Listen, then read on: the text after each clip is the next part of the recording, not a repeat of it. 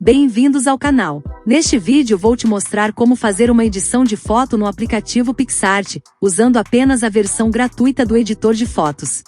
Antes de prosseguirmos, se inscreva no canal, deixe o like e ative as notificações. Então, vamos começar. Abra a sua foto no app PicsArt e siga todos os passos a seguir, está tudo detalhado.